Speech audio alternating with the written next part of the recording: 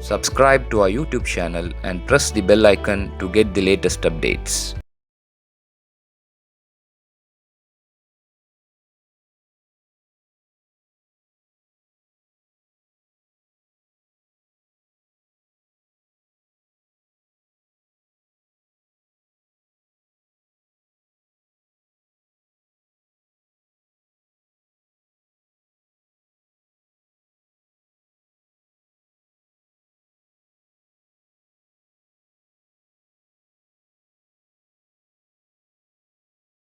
Welcome back to Safia Traders Bookstore's weekly book introductions, reviews, and this is Samil.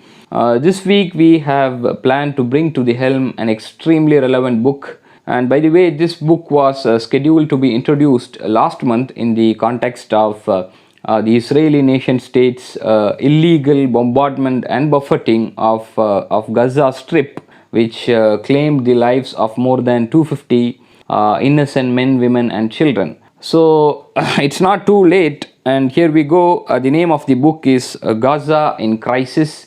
The authors are Noam Chomsky and Dr. Ilan Pappe.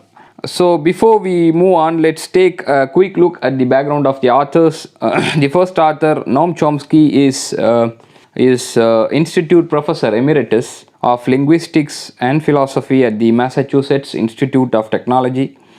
He is the author of numerous best-selling political books, the most significant of which is Hegemony or Survival, Failed States, and Hopes and Prospects. Second author, Dr. Ilan Pappe, he is of course a professor of history at the University of Exeter and is the author of more than, I think, 20 books, the most significant of which is the ethnic cleansing of Palestine, a history of modern Palestine, and the Israel-Palestine question.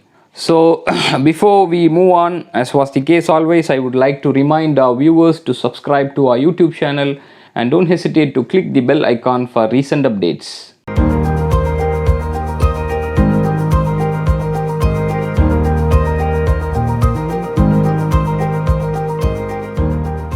For more than 50 years, those involved in the attempts to bring peace and reconciliation to the historical Palestine have adhered to the two-state solution as the only step forward. The idea of partitioning Palestine between the racist settler movement of Zionism, which later evolved as the State of Israel, and the indigenous Palestinian population is something which is not new. This idea was first offered by the British in the year 1937 and was rejected by the Palestinians already then. The Zionist movement at that time in 1937, the Zionist movement was hardly 50 years old and was already offered by the new British colonizers of Palestine a chunk of Palestinian homeland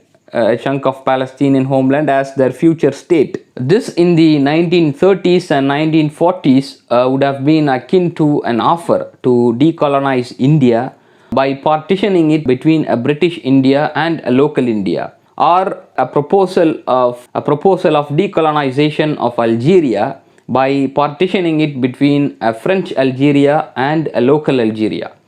You see, neither our Indian anti-colonial movement nor the Algerian one would have ever consented to such a post-colonial arrangement. Nor did the British and French dare to offer it, as they fully reconciled with the fact that they will have to leave their colonial empires and to go back to Europe. But even when decolonization was achieved in India in the year 1947, not only the British but also the so-called civilized world through the United Nations insisted that the Palestinians should give half of their homelands to the racist settler movement of Zionism. The Palestinians on their part attempted to convince the international community that the problem was not only about dispensing with half of their homeland, but that the racist settler movement of Zionism would not be content with just half of the country and intended to take as much of it as possible and to live in it as few Palestinians as possible. This ominous prediction turned out to be chillingly true and accurate in less than a year when the United Nations insisted that partition is the only solution for Palestine. Thereafter, under the guise of UN support, the United Nations support, the new Jewish state took over nearly 80% of historical Palestine and ethnically cleansed almost 1 million Palestinians, and that is at that time nearly half of Palestine's population. And not only that, in the way they have demolished more than half of Palestine's villages and many of the Palestine's towns in 9 months in the year 1948. This event was known by the Palestinians as the Nakba event, which means the catastrophe. In 1967, the Zionist state of Israel occupied the rest of historical Palestine and in the process expelled another 300,000 Palestinians. So like any other colonial settler projects, the Zionist Israel had to navigate between a wish to take over indigenous territory while downsizing the number of native people living on it. So it was impossible after 1948 to repeat a massive wholesale ethnic cleansing. So it was therefore substituted by a staggered and incremental ethnic cleansing. The last stage in this process was one of the root causes that ignited the cycle of violence that we have seen last month. The proposed eviction of Palestinians from Sheikh al-Jarrah, an East Jerusalem neighborhood. This is an overall attempt to take complete control of East Jerusalem. This incremental staggered ethnic cleansing is not the only way of achieving the old Zionist goal of turning the historical Palestine into a Jewish state.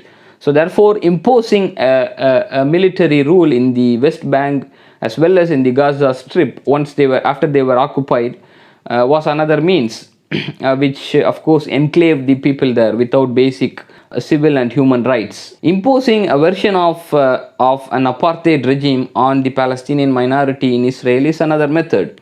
And finally, the constant refusal to allow the 1948 Palestinian refugees to return to their homeland completes the matrix of power that allows Israel to retain the land and to disregard a demographic reality by which the Jews are not the majority in the historical Palestine. The two-state solution offered by some of the liberal Zionists and the United States in the 1980s is seen by some Palestinians as the best way of ending the occupation of West Bank and at least the partial fulfillment of the Palestinian right to self-determination and independence. This is why the Palestine Liberation Organization (PLO) was willing to give it a go in the year 1993 by signing the Oslo Accords. But the Palestinian position has no impact in the current balance of power. What really mattered is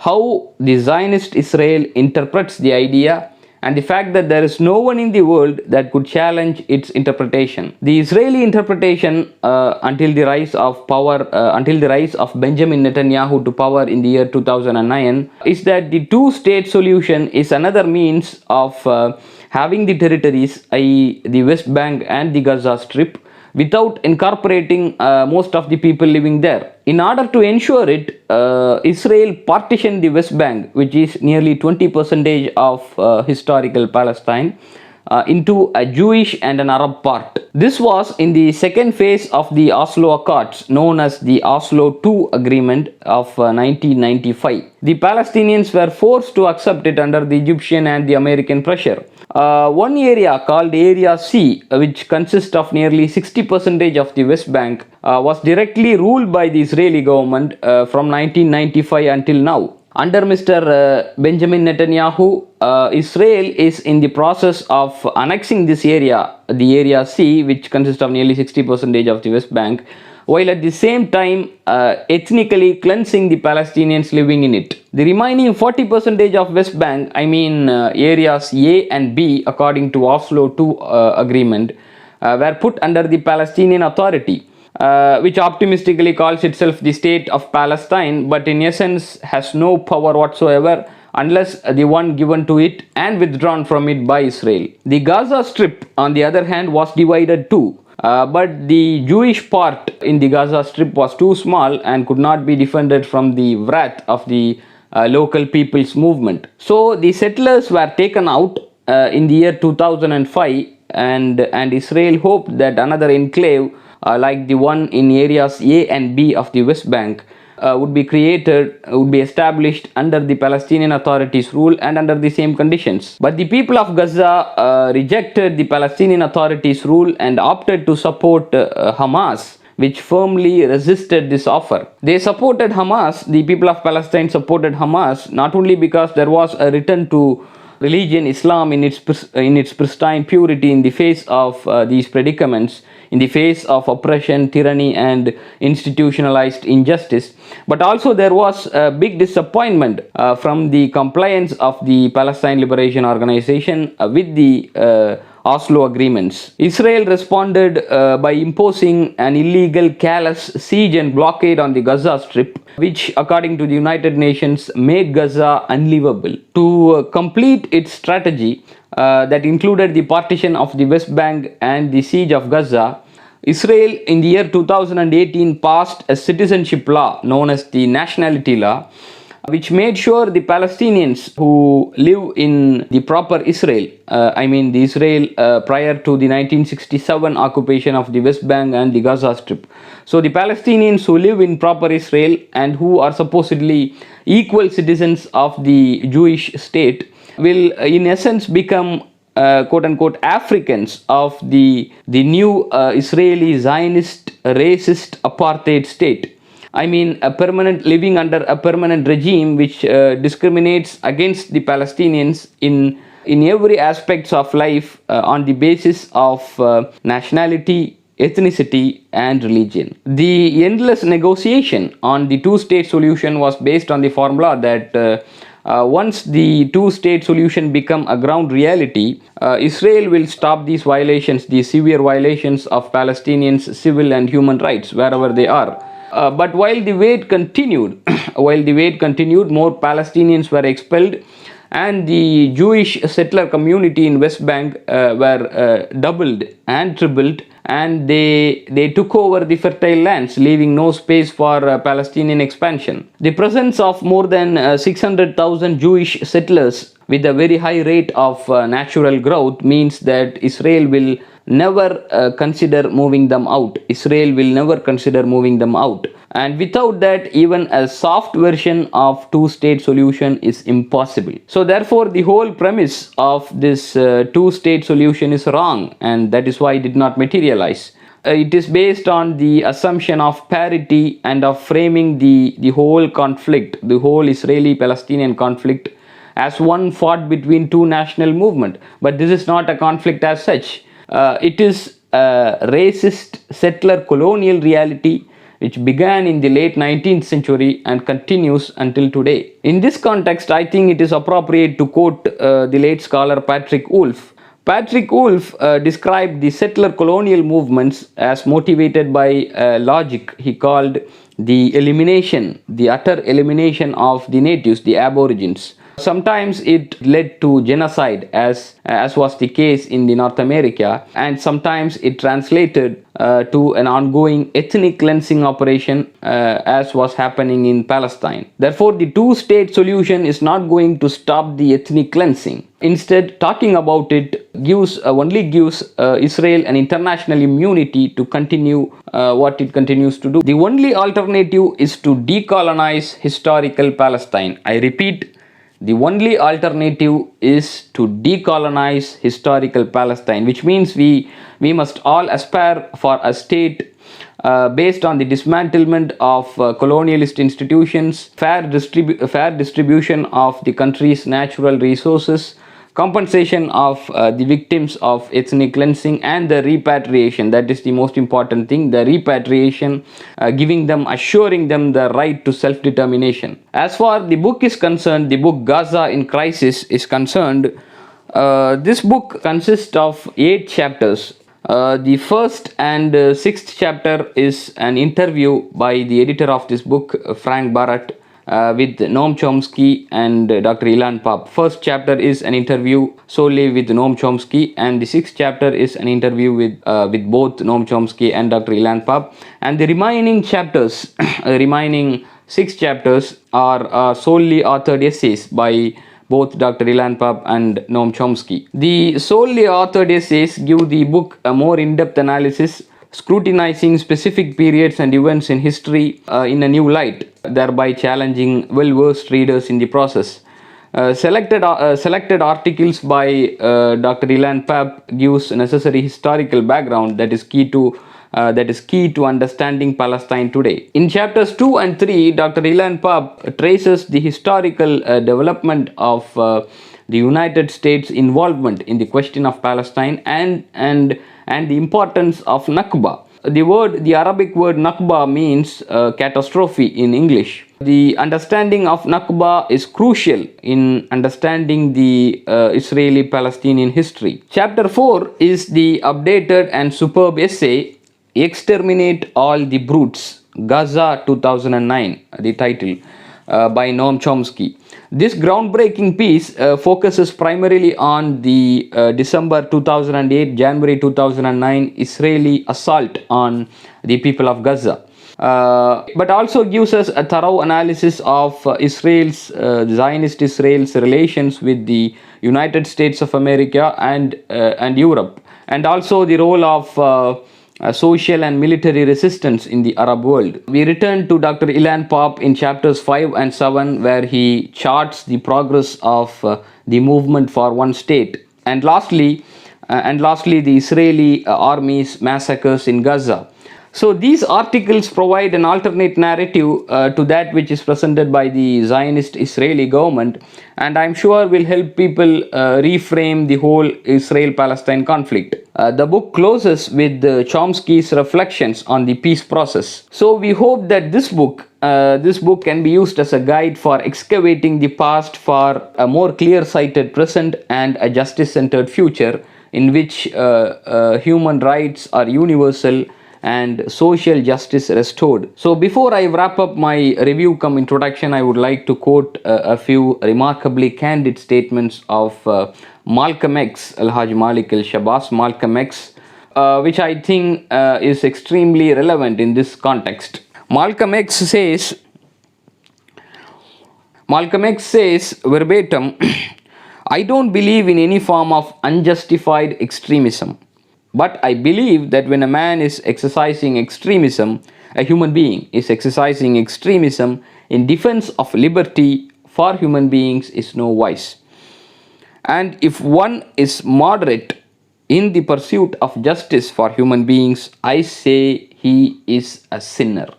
These are some of the words of Malcolm X. Yes, I do agree with Malcolm X when he says that he is a sinner who says that I am a moderate in the pursuit of justice, because you can sit simply as a moderate. You can sit as a moderate and stare at the forces which is unleashing violence, tyranny, injustice and oppression upon you in a violently extreme manner.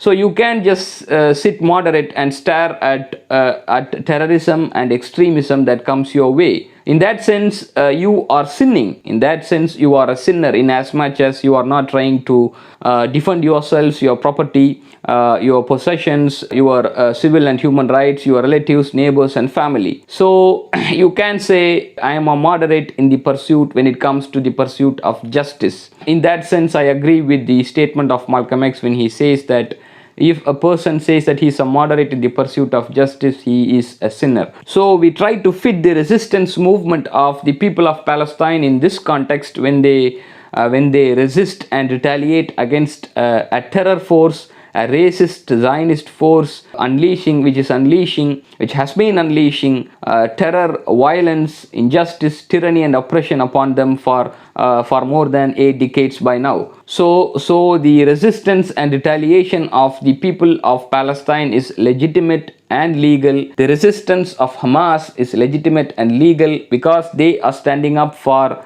the liberty, freedom, dignity, honor and self-determination for a people who are oppressed. With this, I'd like to wind up my review cum introduction. Zionism is racism, Zionism is extremism, Zionism is terrorism. If Zionism treads a path in one direction, equality, fraternity, social justice, and coexistence will tread a path in an exactly opposite direction. Zionism must cease to exist, and social justice restored, and human rights should become universal.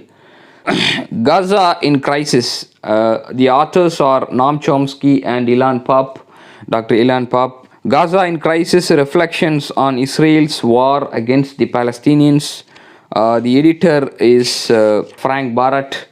Publisher is Penguin Books. It runs into some 242 pages. For orders, contact Sophia Traders Bookstore, Nagarkoil. See you next week. And this is Sammil.